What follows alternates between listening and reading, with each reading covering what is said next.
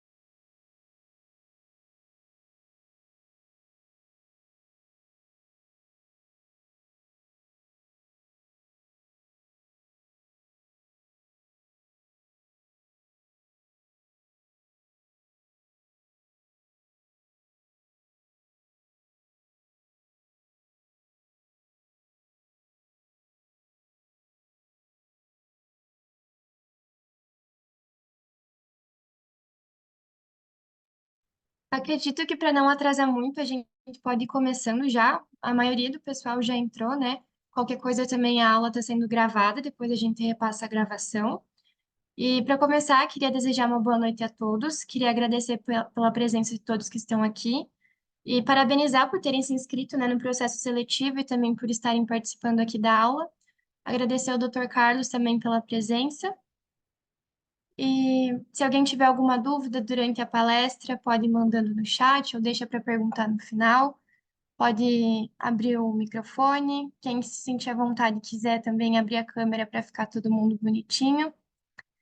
Vou apresentar então o Dr. Carlos, ele é neurologista e neurocirurgião, já também é mestre pela PUC do Rio Grande do Sul e atualmente é doutorando. E seja muito bem-vindo mais uma vez aqui na nossa liga. Muito obrigada por estar sempre presente. Pode ficar à vontade.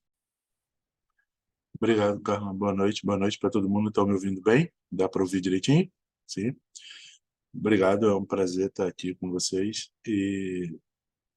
Bom, pela minha idade, o doutor tudo bem, mas nós somos colegas de profissão, tá? Então podem me chamar pelo nome, não tem problema nenhum. Como a Carla falou, fiquem à vontade, se quiserem mandar alguma dúvida pelo chat, se precisarem me interromper, isso é uma coisa que não me incomoda.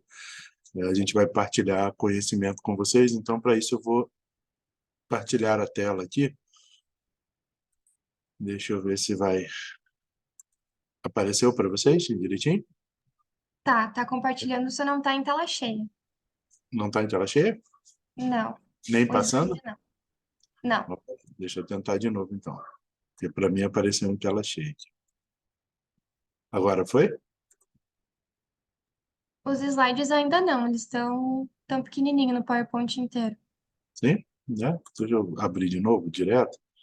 Eu deixei meio que para começar já.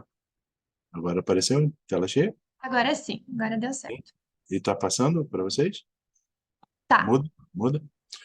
Então, a gente tinha combinado hoje de conversar um pouquinho sobre meningites ou meningoencefalite, né? Uma introdução, porque é um tema bastante amplo e vasto, assim, dá para a gente fazer um curso inteiro de semestre só sobre isso. E a gente chama de meningoencefalite porque é muito difícil, gente, que você tenha meningite e não tenha algum acometimento do encéfalo e vice-versa, né? Essa divisão muito estrita é muito mais didática do que prática.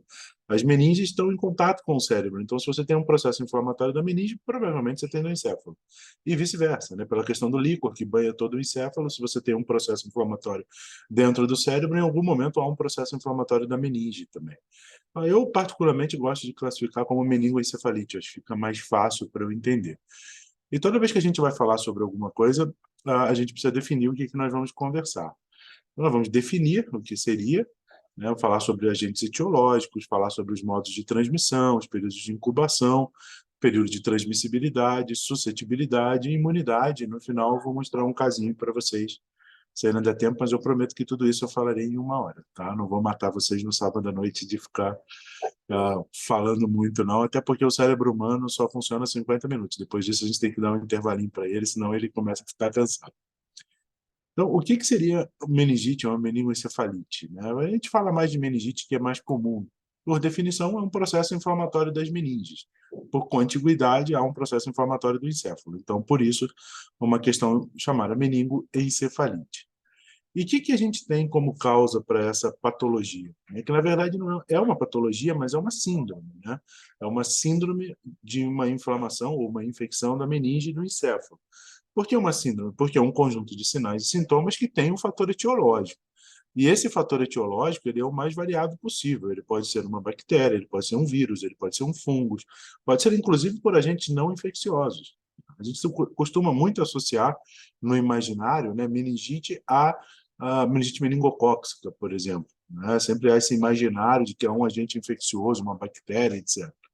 O que não necessariamente é verdade. A gente pode ter meningite por sangue, por exemplo. Hemorragia subaracnoideia, do espaço subaracnoideu, o sangue entra em contato com o espaço subaracnoideu, que nada mais é que o líquido que banha as meninges e o perivascular, e você pode fazer uma meningite química por sangramento, como pode também fazer meningite química por contraste, exames de contraste do sistema nervoso central, por drogas, por exemplo, quimioterapia do sistema nervoso central intratecal ou antibiótico intratecal.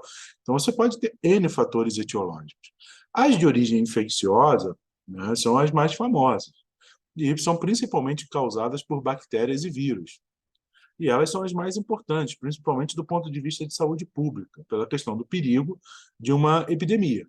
Então, quando você ouve falar de meningite, se tem um caso de meningite na cidade que ficou conhecido, você passar em frente aos colégios da cidade e você vê as mães em polvorosa, né? O grande perigo é a questão de produzir um surto e um quadro de uma epidemia.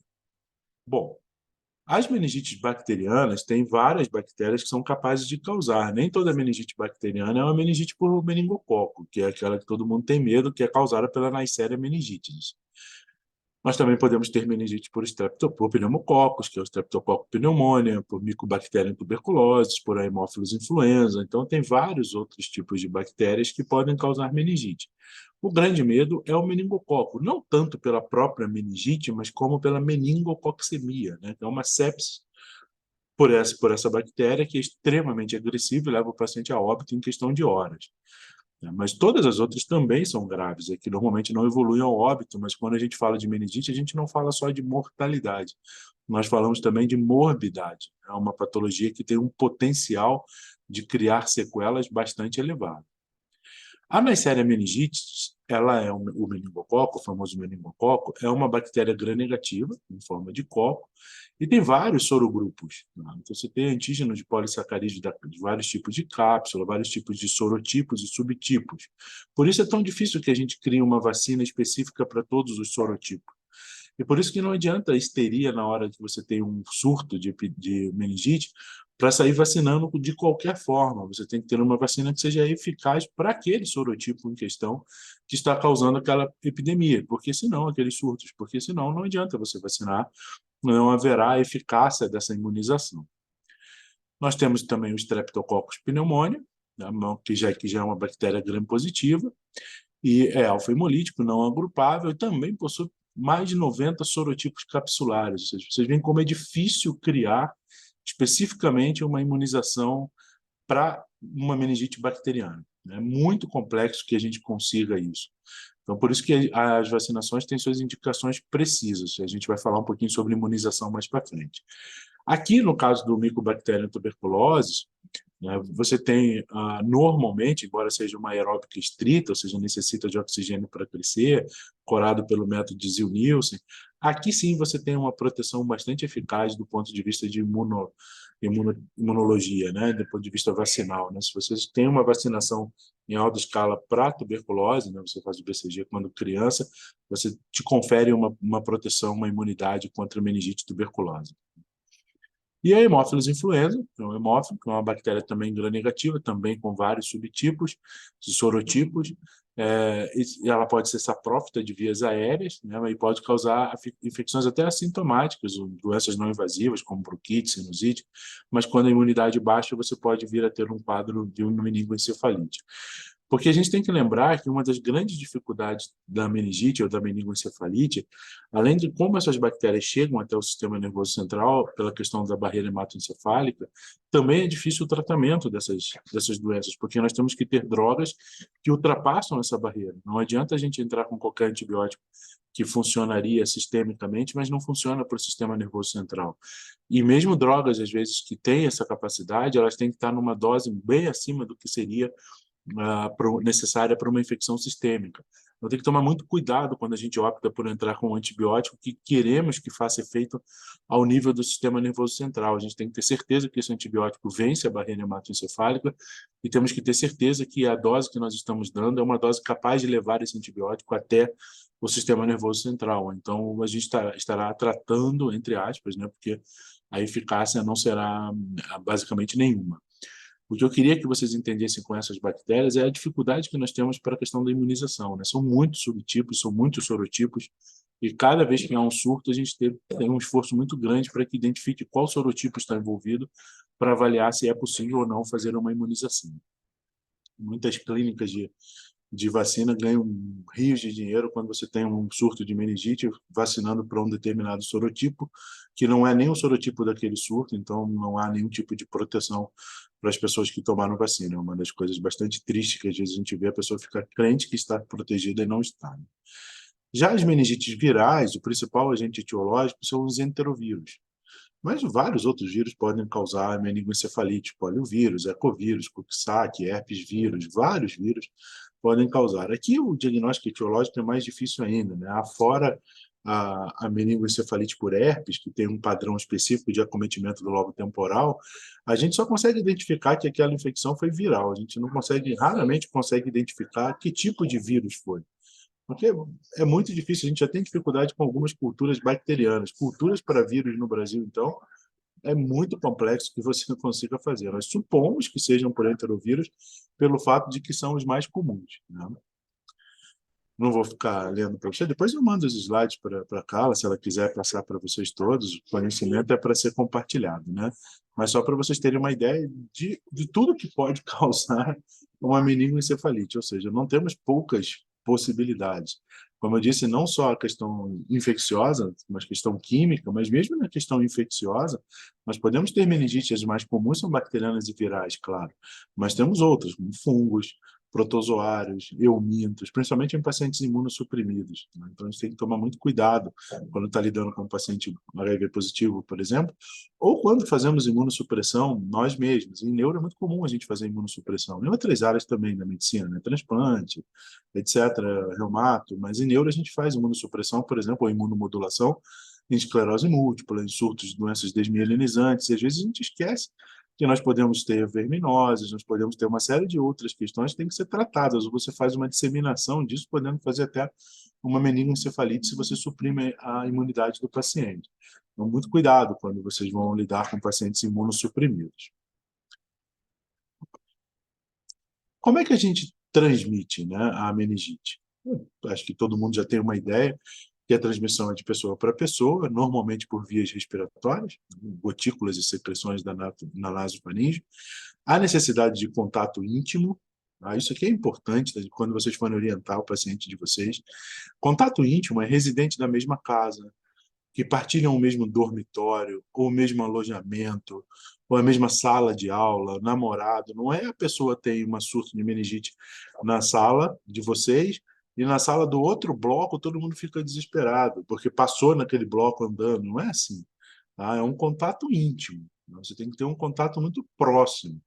E os profissionais da saúde, né, que tem que tomar muito cuidado, porque aí quando você vai fazer o diagnóstico, a questão da punção, a questão de você entrar em contato com as secreções do paciente, aí é uma alta transmissibilidade, né? Quem transportou esse paciente numa ambulância, quem levou esse paciente até o hospital, então essas pessoas realmente têm riscos, tá? E é importante a gente saber as pessoas que têm riscos para que você possa tentar uma profilaxia e evitar que o surto se dissemine.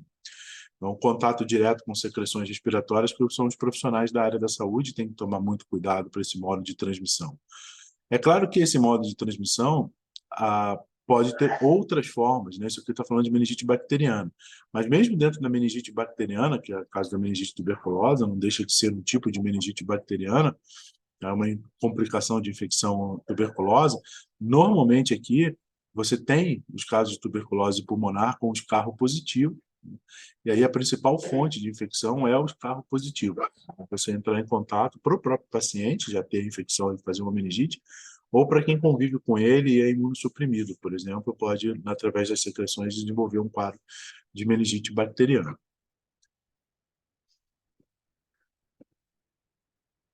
O Matheus está perguntando se caso de meningite deve ficar em isolamento no leito de enfermaria. Eu vou mostrar para vocês depois, Matheus, quanto tempo você precisa para meningites bacterianas de isolamento. Tá? Porque as mais perigosas são as meningites bacterianas, né? Então, eu vou mostrar para vocês o quanto tempo a gente precisa disso. Nós temos outros tipos de transmissibilidade, principalmente na questão dos vírus, que é uma transmissão fecal-oral.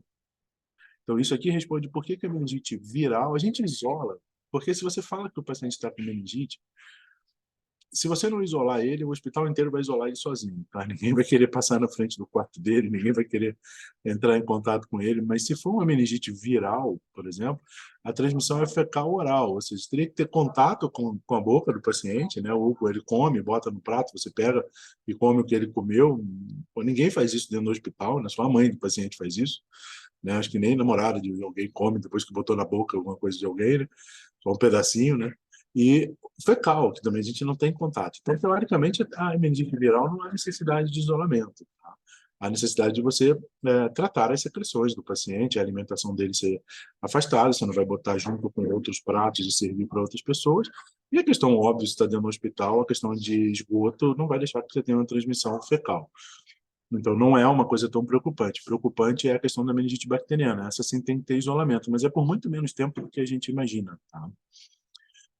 O período de incubação, normalmente, ele varia, né? Em geral, é de 2 a 10 dias, mas em média 3 a 4 dias para quase todos os agentes etiológicos, mas é claro que varia em função de qual agente etiológico é responsável pela essa meningite.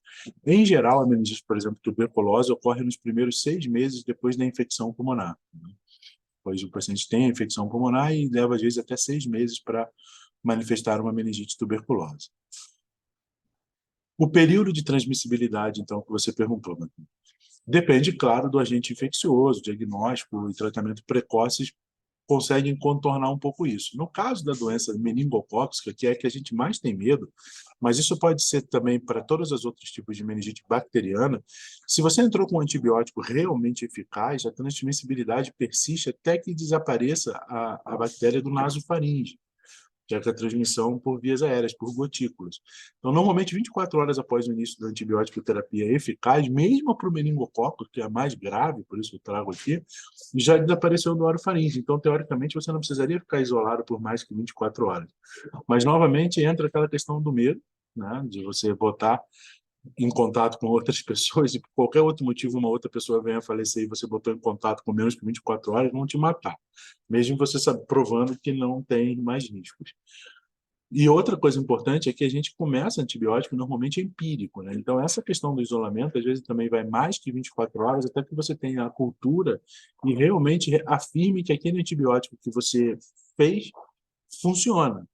Quanto tempo demora uma cultura? Mais ou menos umas 72 horas. Então, por isso que o período de isolamento vai de 3 a 4 dias, até que você veja o resultado e diga, não, o antibiótico que você entrou empírico realmente está sendo eficaz, então já tem 3 dias de antibiótico, já foi erradicado do orofaringe, você já pode tirar esse paciente do isolamento. Tá? Não sei se ficou claro para ti a resposta sobre a questão do isolamento. Então, em média, a gente mantém o paciente isolado de 3 a 4 dias, mesmo viral, por uma questão até de conforto dos outros pacientes, e no caso bacteriano, até confirmar que o antibiótico é eficaz, e aí já houve erradicação da bactéria no orofaringe, você já pode tirar o paciente de isolamento. Tá? E o problema é que alguns pacientes podem se apresentar como portadores assintomáticos, tá? Transmitindo a bactéria, mas normalmente não é tão perigoso, porque para que você tenha um quadro de meningoencefalite, você muitas vezes tem que ter uma queda da sua imunidade.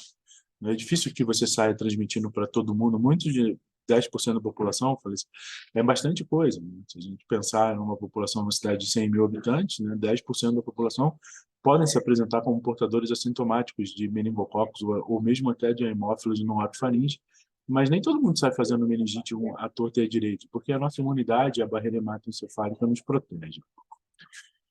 Então, há uma questão de suscetibilidade para isso, né? Se a gente tem portadores assintomáticos que transmitem, por que nem todo mundo entra num surto de meningoencefalite? Porque existem grupos que são mais suscetíveis, né? Os menores que 5 anos, especialmente menores de 1 ano, e maiores que 60 anos, porque naturalmente são pessoas que têm uma dificuldade na questão da imunidade mais acentuada. Então, essas pessoas têm uma chance maior de desenvolverem um quadro de meningoencefalite. Neonatos, assim, é bem neonato, acabou de nascer, né, como o próprio nome diz, neonato mesmo, tá? Definição estrito senso, raramente adoecem porque tem uma proteção conferida pelos anticorpos maternos. Por isso que normalmente a gente tem mais risco de meningite a partir dos 3 meses de idade, quando os anticorpos maternos já desaparecem do sangue do neonato. A meningite pneumocócica, principalmente em idosos, a gente já ouviu falar, quando chega na época do inverno, pode ter pneumonia, pneumococos, aí tem chance de fazer quadros infecciosos. Então, paciente com doenças crônicas, imunossupressores, uso de imunossupressores, tem maior risco de adoecimento. Meningite, obrigatoriamente, você tem que avaliar se essa pessoa tem algum risco para imunossupressão, se ela é adulta. A criança, difícil você pensar menos de 5 anos seja HIV se não é um diagnóstico de transmissão vertical, né? Então é difícil que tenha tido HIV ali, mas você pode até pensar em outras causas de imunossupressão em crianças, porque normalmente você tem que ter uma suscetibilidade, principalmente na questão da imunidade. Tá? E como é que se manifesta, então? A gente falou dos principais agentes etiológicos, como é que a gente transmite essa meningite, como é que ela se manifesta clinicamente? A gente tem que entender as manifestações clínicas, entender como é que se faz o diagnóstico diferencial, o nosso diagnóstico laboratorial, para que a gente possa fazer o tratamento. As manifestações clínicas, elas são quase que do imaginário popular, né? Você não precisa ser um profissional da saúde para imaginar que você tem febre, você tem cefaleia intensa, tem náuseas, tem muitos vômitos, a famosa rigidez de nuca, prostração, confusão mental. Por que confusão mental? Porque normalmente é uma meningoencefalite, você tem acometimento do encéfalo. Então você tem sinais de irritação meníngea, que são a rigidez de nuca, mas também tem sinais de irritação do encéfalo, alterações cognitivas, confusão mental, sonolência, cefaleia, etc. O líquor vai estar alterado, sempre está alterado, tá? Tem padrões diferentes, né, para um acometimento bacteriano e um acometimento viral no líquor. A gente tem que estar atento e conhecer um pouquinho, não precisa ser um expert de líquor, mas conhecer um pouquinho sempre vale a pena.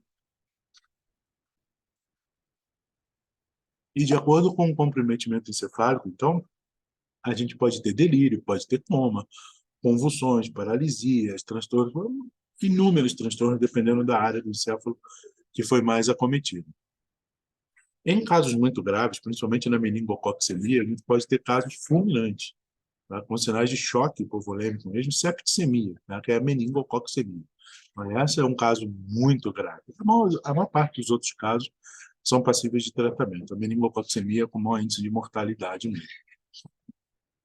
As manifestações clínicas, então, são os famosos sinais de irritação meníngea. Tem vários, mas os dois mais famosos, sinal de Kernig e sinal de Brudzinski. Então, acho que não tem como passar no curso de médico, mesmo que você durma todas as aulas, falte todas elas, em algum momento, na pediatria, na neuro, em algum lugar, você vai ouvir falar do sinal de Kernig e sinal de Brudzinski. O sinal de Kernig, o que seria o sinal de Kernig? Então, a definição clássica é uma resposta em flexão da articulação do joelho quando a coxa é colocada em certo grau de flexão relativamente ao tronco. Ou seja, você pega a coxa do paciente, dobra, o joelho dobra junto. Por que você faz isso?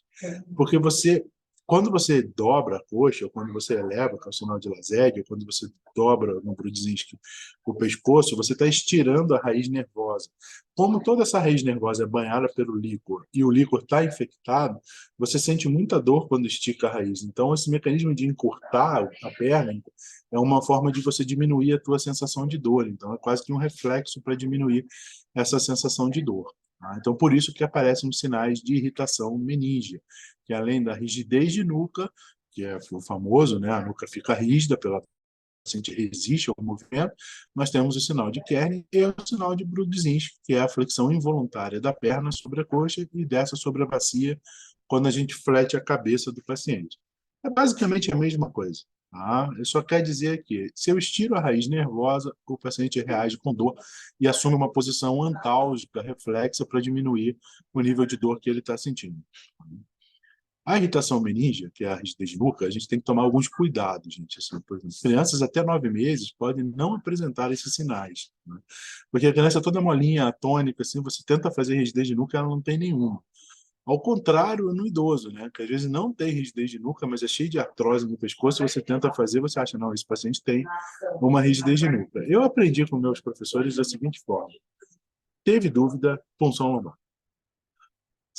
Eu tinha um professor que ele era exagerado, ele falava assim: se você está andando no hospital, a moça da Copa está discutindo o caso com outro colega, a moça da Copa falou assim: doutor, você não acha que pode ser meningite? Funciona o paciente. Ah, mas se não for meningite, beleza, ele vai ficar feliz de não ser meningite e nem vai reclamar da espetada que você deu para fazer o exame de líquido. Tá? Só agora, se você não deu e fosse, aí você pode condenar o paciente não só à mortalidade, quanto à morbidade. Então a gente tem que aprender a fazer punção lombar. Eu sempre digo para os meus pacientes, para os meus alunos, assim: o melhor lugar para você aprender a fazer punção lombar é no centro cirúrgico. Tá? Você pede para o anestesista fazer com você, porque normalmente eles fazem muita raquianestesia para cesariana, e para cesariana é um momento que está todo mundo feliz, né? A moça não vai reclamar de levar uma espetadinha nas costas do estagiário. Agora, quando você tem uma meningite com vó do lado, com mãe do lado, uma criança de uns 5 anos, você tentar segurar ela na cama para funcionar, dando chute em todo mundo, e você acertar a coluna dela, é melhor que você já tenha uma experiência com um ambiente mais controlado. Então, é legal que vocês, quando estiverem rodando no hospital, vão até o centro cirúrgico, conversem com o anestesista, ele ensina vocês de novo. A gente tem um movimento brutal, e aí é um lugar para vocês pegarem mão. Mas é importante saber, porque às vezes vocês estão de plantão, teve dúvida, funciona o paciente. Não custa nada e vai resolver a questão.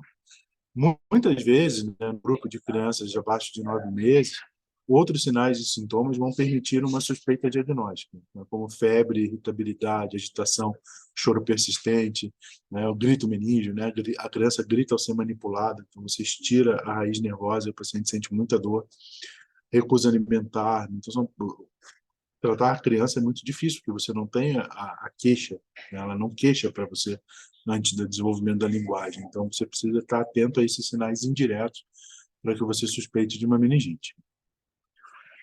Na questão das meningites bacterianas, né, podem levar o paciente a quadros graves, como septicemia, principalmente na questão do meningococcus, né? Na saga meningite pode provocar uma meningococcemia.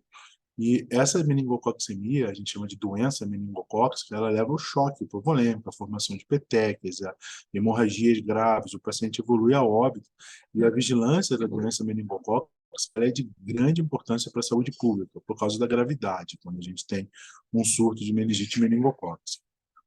Agora, não é só mortalidade, como eu falei, existem outras complicações para a meningite, a morbidade, as sequelas que a meningite pode deixar. Então, mesmo nos pacientes que sobrevivem, por uma meningite bacteriana, principalmente, né, que é a que a gente tem mais que se preocupar, raramente eles sobrevivem sem uma sequela. Podem ser leves, que você nem atrapalha tanto a vida do paciente, mas normalmente tem distúrbios da audição, alteração da linguagem, retardo mental, anormalidades motoras, diminuição da acuidade visual. Então, são sequelas graves, por isso é uma doença potencialmente grave, não só do ponto de vista de mortalidade, quanto do ponto de vista de morbidade.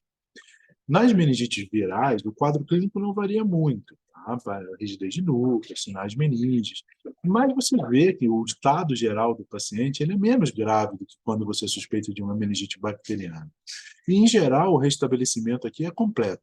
Em alguns casos podem ter um déficit ou outro, deixar uma convulsão, algumas alterações cognitivas, mas é raro. Normalmente a recuperação do paciente é total. Normalmente a duração é inferior a uma semana, e as meningites virais não estão associadas a grandes complicações. No caso dos enterovírus, a gente ainda pode ter alguns sintomas inespecíficos que fazem sugerir que realmente o fator etiológico é o enterovírus, como são manifestações gastrointestinais prévias, êmesis, anorexia, diarreia, até infecções respiratórias, dores musculares, um quadro viral, e depois o paciente desenvolve um quadro meníngeo.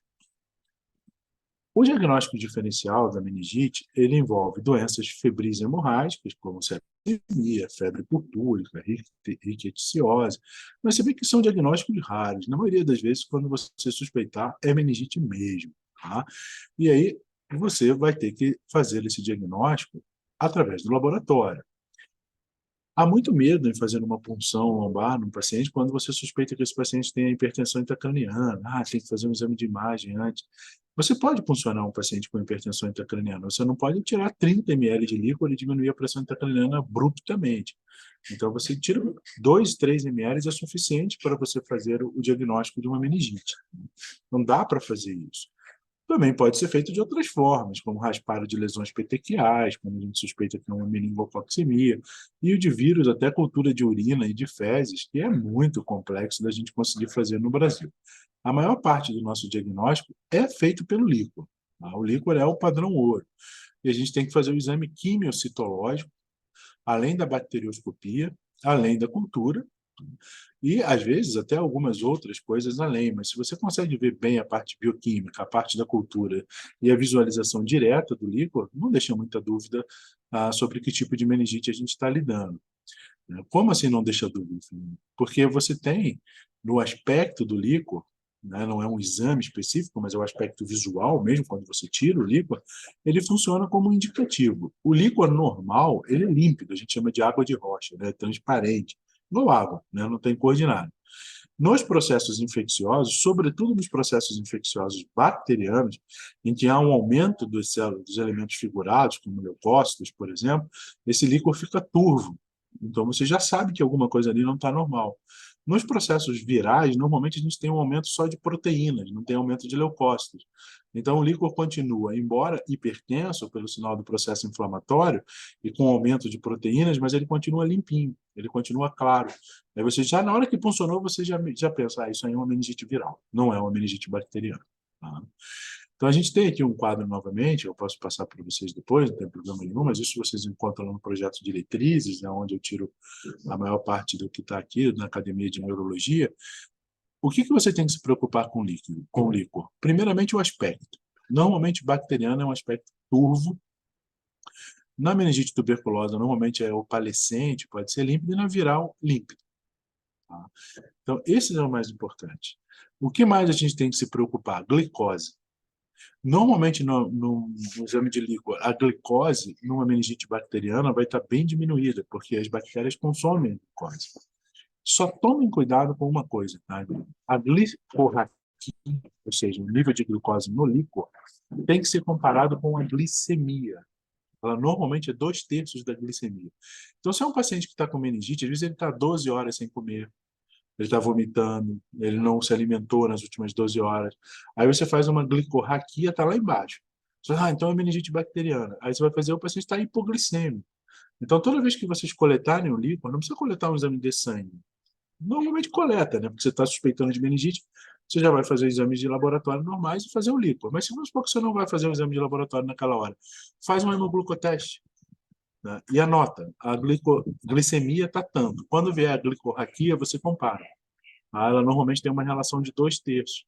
Então, se estiver muito abaixo disso, essa relação, então você provavelmente está de frente a uma meningite por bactéria, e não meningite viral, em que a glicorraquia é normal, porque não tem consumo de glicose. Ficou claro isso? Isso é uma forma de você, na hora, já dizer, olha, isso aqui é uma meningite bacteriana ou uma meningite viral. Tá? E o tratamento, então? Né? O que a gente faz para uma meningite bacteriana? Antibiótico, óbvio, e muito suporte, né? Hidratação do paciente, a ventilação mecânica. Às vezes o paciente pode estar séptico mesmo, a choque, hipovolêmico, tem que levar esse paciente a uma UTI. O antibiótico ele deve ser instituído tão logo seja possível, de preferência logo após a punção lumbar. Então, não fique adiando a punção. Se você não souber funcionar e o colega que vai fazer não pode fazer na hora, é melhor você começar empírico do que você ficar esperando até a punção, porque horas aqui podem fazer muita diferença para o seu cérebro. Tá? E a antibiótico terapia por via venosa por um período de 7 a 14 dias, ou até mais, depende da evolução clínica e do agente etiológico. Como é que eu escolho o antibiótico empírico? Você falou assim, faço de qualquer jeito? Eu vou mostrar para vocês. O tratamento da meningite viral, não existe um tratamento antiviral específico, a não ser para herpes vírus. Então, quando você suspeita de herpes vírus, vale a pena fazer uma ciclovir. Quando não é por herpes vírus, ou quando é por vírus também do HIV, vale a pena fazer a TARV, né, a terapia antirretroviral. Mas os outros vírus a gente não tem muito o que fazer, e aí é só suporte mesmo. Corticoide é muito discutível, tá? Talvez só para meningite por hemófilos, mas é difícil a gente fazer o diagnóstico de meningite por hemófilos, por causa da questão da cultura, é muito complexo. Então, eu, sinceramente, não uso corticoterapia em meningite. Né? Mas não está errado. Assim, a academia deixa ao critério de quem vai tratar. Eu que acho que não faz efeito nenhum. Acho não, né? Os artigos que eu li não me convenceram de que vale a pena fazer. Então, a gente não escolhe o antibiótico do nada, né? A gente escolhe de acordo com a faixa etária. Isso aqui é do projeto Diretrizes, mas sempre vale a pena, vamos dizer assim, consultar também a comissão de infecção hospitalar do teu hospital, né? O infectologista que é responsável, porque sabe qual é a cepa mais comum que acontece ali, ou está de acordo com a cepa da cidade. Mas, de uma maneira geral, se você começar esses antibióticos de acordo com as faixas etárias aqui, não vai fazer não vai errar muito. Tá? Então, vai fazer um bom efeito para o seu paciente e até que você tenha o resultado da cultura para poder tratar esse paciente. Cuidado com alguns, aqui estão as principais doses, né? Se você tem qualquer livro que você consegue, só cuidado muito pós-operatório de neurocirurgia, tá? Que normalmente é Staphylococcus aureus. É muito comum que você tenha estáfilo após uma neurocirurgia. Então, aí é um antibiótico específico para que pegue estafilococcus. Não esqueçam que meningite é uma doença de notificação compulsória, você tem que notificar, tá? Não dá para não notificar, é uma falta grave, inclusive patente de queixa ao CRM que você não notificou, tá? Você pode levar uma advertência do CRM. Então, é responsabilidade de todo o serviço de saúde, na verdade, é responsabilidade do médico notificar o caso suspeito às autoridades municipais de saúde. Não esqueçam disso, tá? Quimioprofilaxia, né? Eu tive contato, e aí? A gente vai ter contato, às vezes a gente tem que brigar. Eu já tive um caso que era 3 da manhã, funcionei, era pus puro, liguei para a regional, falei, olha, eu preciso de profilaxia para mim, para enfermeira, para quem trouxe na ambulância. Aí você falou assim, mas agora, 3 da manhã, eu vou ter que ir lá na regional pegar. Não dá para ser amanhã de manhã? Eu falo, dá, né? Você traz agora para mim, para o cara da ambulância, para a enfermeira que trouxe, que funcionou comigo, ou amanhã de manhã você distribui para a cidade inteira, porque eu vou para casa dormir, a enfermeira também vai estar com a minha esposa, vai estar com outro, vai estar com todo mundo, meu filho vai estar contato, amanhã ele vai para o colégio, então você escolhe, você vai dar para nós quatro ou você vai dar para todo mundo. Tá? Então, às vezes, você tem que brigar um pouquinho, mas tem que fazer quimioprofilaxia, principalmente para contatos íntimos, principalmente na doença suspeita de doença meningocócica. Tá? Normalmente, o que acontece, gente? A gente acha que a quimioprofilaxia é para que a gente não tenha meningite, né? Claro que ajuda um pouco, tá? Mas ela não tira todo o risco de quem teve contato. É inerente à nossa profissão o risco de ter a doença. Mas ela impede que você transmita para outro. Então, você protege sua família e seus contactantes. Você pode até vir a ter, mas você protege. E tem que avisar que, normalmente, a quimioprofilaxia hoje em dia é feita com rifampicina. E a rifampicina faz você chorar vermelho, faz você fazer xixi vermelho, faz você ter secreções alaranjadas pelo corpo. Por que tem que avisar? Porque você dá isso para uma professora, por exemplo, do aluno, e ela vai para casa, e de noite ela vai fazer xixi, ou ouviu uma novela, ficou emocionada, começou a chorar e sai tudo vermelho, ela, pronto, estou morrendo de meningite, minha vida acabou. Então você explica que isso vai acontecer, tá? Senão vai ter uma enxurrada de gente no pronto-socorro porque está chorando vermelho, fazendo xixi vermelho e está morrendo porque teve contato com meningite. Vocês dão risada, mas é mais frequente do que vocês imaginam se você não explicar. Tá? E a grande questão da meningite, né? Vale a pena imunizar? E aí, a gente imuniza, não imuniza? Como é que a gente faz? As vacinas contra a meningite elas são específicas para alguns agentes etiológicos, não são específicas para todos. A gente tem um calendário básico de vacinação da criança, né? E a gente faz quando quer ter um controle de surto ou para alguns grupos especiais. Por exemplo, soldados que vão para uma guerra, você às vezes vacina essas pessoas para que eles não corram o risco de uma meningite. Então, essa questão da imunização, ela já faz parte do calendário quando eu vacino para hemófilos influenza tipo B, a vacina tetravalente. Isso faz parte do calendário vacinal, não há nenhum tipo de discussão aqui quanto a fazer ou não. Bom, hoje em dia não dá para falar isso, né? Mas teoricamente não era para haver nenhum tipo de discussão de que você tem que vacinar as crianças, né? Eu não acredito que depois de 30 anos de profissão eu estaria discutindo com um paciente e com colegas médicos se deve se fazer vacina ou não, né? Isso que é pior aí, é mais assustador ainda. Colegas médicos contra a vacina, para mim, é igual o cozinheiro que não gosta de tempero. Assim, não tem como dar certo isso, né? Mas, ossos do ofício. Então, essa faz parte do calendário vacinal. Tem diversas reações sistêmicas, claro que tem, não tem nada que não tenha reação né? Tudo que você faz em medicina é risco e benefício. Se você acha que o benefício é maior do que o risco, você faz. Se você acha o inverso, não. Né? As pessoas criam os problemas, mas vacina dá reação. Claro que dá. Eu trabalhei um ano fora do país, na França, e era proibido prescrever de pirona. E a gente toma de pirona igual água. Sabe que na Europa não pode prescrever. Mas tudo é risco e benefício. Agora, dizer que por causa disso não vou vacinar, não, é um pouco demais também, né? A gente tem vacina disponibilizada nos centros de referência, né, para contra hemófilos influenza tipo B, né? Que tipo de indicação há para vacinar?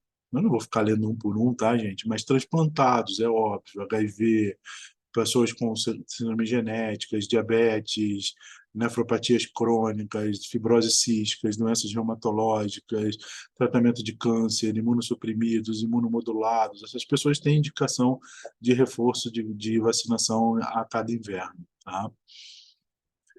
A vacina contra o bacilo de Koch também faz parte do quadro vacinal, né? Então também não há muita discussão aqui. Ela protege não só contra a infecção respiratória, mas também contra a infecção meninge. Tá? Então, também é bastante indicada. E você pode fazer reforço em pacientes que são imunossuprimidos, crianças com transmissão vertical, para você possa reforçar a dose de acordo com a orientação do infectologista que acompanha esses casos. A grande discussão nossa, essas são parte do calendário vacinal, não há discussão, é quando a gente tem vacina contra meningococos. As vacinas contra meningococos, na maioria das vezes, são sorogrupos A e C. O problema é que a maior parte dos casos epidêmicos são do sorogrupo B. Né? Então, quando surge um surto, né, vai virar uma epidemia, todo mundo corre para ser vacinado e você está sendo vacinado por A e C, você não está sendo vacinado para B. Né? Só que ninguém te avisa isso, né? Principalmente as clínicas privadas. O SUS provavelmente vai dizer, não, não tem indicação de vacinar, porque a gente não sabe qual é o sorogrupo, ou é o sorogrupo B, que a gente não tem a vacina aqui, talvez possa vir, existe como desenvolver, mas não é o momento. Mas numa clínica privada não está nem aí, vai te vacinar direto e ainda tem os riscos que a vacina tem. A vacina tem risco mesmo. Né? E aí o risco é maior que o benefício, porque você não vai ter benefício nenhum e está se arriscando a tomar a vacina. Então, muito cuidado quando vocês ouvirem sobre vacinação para orientar. Né? Se eu ouvi um caso de meningite lá no colégio do outro lado da cidade, no outro dia no jantar, a família inteira vai te perguntar se ela deve ser vacinada ou não, se tem que tratar, se ela tem risco porque ela passou no mesmo bairro da criança que teve meningite. Né? No churrasco de domingo, todo mundo vai estar em cima de você se deve ser vacinado ou não. Então, é legal que você oriente bem essas pessoas para que não corra risco de fazer isso desnecessariamente. A eficácia em adultos ela é muito alta, isso é um outro grande problema, mas em menores de 2 anos normalmente não é tão alta assim a eficácia. Tá? Mas em menores de 2 anos aqui, normalmente você está em casa, né? Você não está em creche, às vezes tem que deixar em creche, mas você retira aquele período. A própria saúde pública pode interromper isso para evitar a propagação. Né? E essa imunidade dura de 12 a 24 meses, tá? Não dura mais que 1 ano, 2 no máximo. Assim. Agora, existe vacina contra o meningococo sorogrupo B, tá? Também baixa efetividade, e aí você tem que ter certeza que é essa que você está dando, ela não é tão comum de ter na rede pública. Normalmente a gente tem para A e C. Tá? E aí tem que ser específico e saber que você tá, e saber qual sorogrupo é responsável por aquela epidemia. Na maioria das vezes é o B, mas pode não ser também. Tá? E não adianta você pedir o B. Né? E existe vacina conjugada contra o meningococo só do sorogrupo C. Né? Aí você vai especificamente conjugar o toxoide tetânico, você pode fazer para as duas, não sei por que conjugaram, mas fizeram essa conjugação. Ela está disponível e ela é recomendada especificamente em algumas situações. Que tipo de situações recomenda? Quando você tem a esplenia, quando você é imunossuprimido, paciente com HIV, transplantados, doenças de depósito, mucopolissacaridose, etc., você tem indicação de fazer a vacina. Vacina contra estreptopneumônia, tá? Você é contra o pneumococo 23 valente, está disponível conforme o calendário de vacinação de idosos, vocês sabem disso. Todo inverno vem lá, está na hora de vacinar o vovozinho, então você vacina. É a vacina da gripe, na verdade, é a vacina não só para o vírus, mas às vezes, muitas vezes também contra estreptopneumônia você é feito na rede pública, se há indicação. E como é que se bloqueia o surto, então? Se você tem um surto de meningite, doença meningocócica, você, por exemplo, que é a mais grave, com o sorogrupo, você tem que identificar qual o sorogrupo responsável. Se você conhece, aí você vê se tem uma vacina eficaz disponível. Essas vacinas elas só vão ser utilizadas se os 3 esferas de gestão acharem que realmente é eficaz. Tá? Principalmente pela comprovação do sorogrupo. Lembre-se sempre disso. Não vacinem de qualquer forma, porque não tem eficácia garantida. E só para gente, para vocês terem uma ideia, que às vezes a gente fala tudo isso, parece muito difícil de você identificar, mas não é. Por exemplo, tem um caso, né, de um paciente que era um RN prematuro, ele permaneceu na UTI NEL por torpor prolongado e apresentou um quadro de infecção por serrátia. Depois de tratar, ele melhorou e teve alta. Passou 30 dias ele voltou. Era um recém-nato, tinha uma fontanela extremamente abaulada, né, com sinal de hipertensão intracraniana, irritabilidade, não podia tocar no neném, e o olhar que a gente chama de olhar de sol poente. Quando você desvia o olhar para baixo, que é um sinal de aumento do ventrículo e uma hidrocefalia com compressão no mesencéfalo. A gente fez um exame de imagem para ver se realmente era só hidrocefalia por causa da dilatação. Né? Olha o tamanho dos ventrículos. Eu não sei quem tem essas ideias meio um pouco mórbidas de comparar coisas tão graves com coisas fofinhas, mas diz que é o sinal da cabeça do Mickey, tá? Que parece um Mickeyzinho. Não sei se vocês têm imaginação. A minha imaginação é péssima, não consigo ver um Mickey aqui de jeito nenhum. Para mim parece um símbolo de radiação, alguma coisa assim, mas é uma dilatação ventricular importantíssima. E aí a gente resolveu fazer uma punção para avaliar esse paciente. Olha a cor do líquor do paciente. O líquor é água de rocha. Esse líquor não é um líquor, é pus. É pus puros. O paciente tinha uma meningite gravíssima por serrátia, foi tratado, curou a meningite, só foi com hidrocefalia, a gente teve que botar uma válvula. Isso já tem 7 anos, eu acompanho essa criança, ela ficou com um pequeno déficit auditivo e da acuidade visual, mas aparentemente não tem déficit intelectual, tá? Ela reagiu bem, ela vai no colégio, ela aprendeu a ler tudo isso direitinho, ela está indo super bem, assim, mas ela ouve menos e enxerga um pouco menos por a consequência da meningite. Tudo bem, gente? Acho que eu consegui deixar uns 15 minutinhos para conversar, se vocês quiserem. Eu sei que o assunto é longo, mas é só uma introdução, né? É só para a gente começar a conversar sobre o tema. Espero que tenha despertado o interesse para vocês lerem mais um pouco. Alguém quer fazer algum comentário? Quer perguntar alguma coisa? Acho que o Raí levantou a mão ali, pode perguntar. Estou. Eu já vi em algum lugar dizendo que quando o paciente ele apresenta apenas a meningococcemia, é mais grave do que quando ele apresenta a meningococcemia com meningite. É assim mesmo? E por que que isso acontece?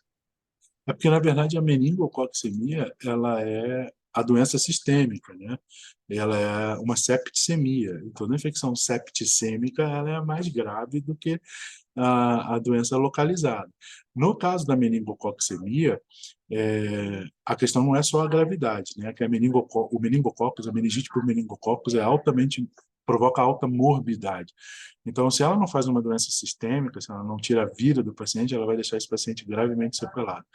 Aí depende do que você conta com estatística. Às vezes o paciente fica em estado vegetativo persistente. Aí a questão de morrer, cada caso é um caso, mas até avaliar o que realmente é maior risco, menos risco para o paciente.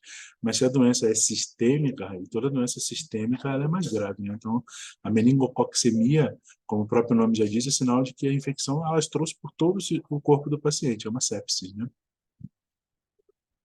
Ah, tá certo. Obrigado. Não, mais alguém? Matheus? Pode falar, Matheus. Doutor, boa noite. Boa noite. No caso desse paciente que o doutor trouxe o caso, já entra com um antibiótico de amplo espectro mais elevado, tipo uma poli B, ou pode começar tipo um ACF, algo do tipo? Nesse caso do paciente, ele teve uma certa facilidade, mas o paciente tinha ficado na UTI da própria unidade hospitalar, onde foi feito o diagnóstico de meningite, né? Então, a gente tinha já as culturas da primeira vez que ele tinha feito para Serrate, a gente entrou empiricamente pela que foi eficaz nas primeiras culturas, tá? Mas realmente é um paciente de internação prolongada, é um paciente dentro do hospital há muito tempo, não adianta você entrar com um antibióticozinho simples que não ia funcionar. A gente pegou a cultura da primeira vez e depois a cultura se mostrou eficaz, tá? Eu não me lembro, não vou para te dizer aqui, eu teria que olhar no caso qual foi o antibiótico específico, mas depois eu olho e mando para você para lembrar, tá bom? Obrigado. Imagina.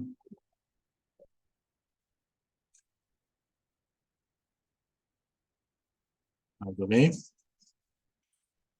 Ou vamos curtir a noite de sábado? Não sei se vocês vão curtir a noite de sábado. Eu vou jogar Fortnite com meu filho, que é ao que se resume a vida de um homem com um filho pré-adolescente. Alguém quer falar mais alguma coisa? Quer acrescentar algo? Alguma dúvida? Obrigado, gente. Depois eu passo, prometi, e vou cumprir, tá? Eu passo para Carla os slides, me lembra, tá? Eu te mando os Uhum. slides. E aí Eu depois, mando ali no grupo. tá bom?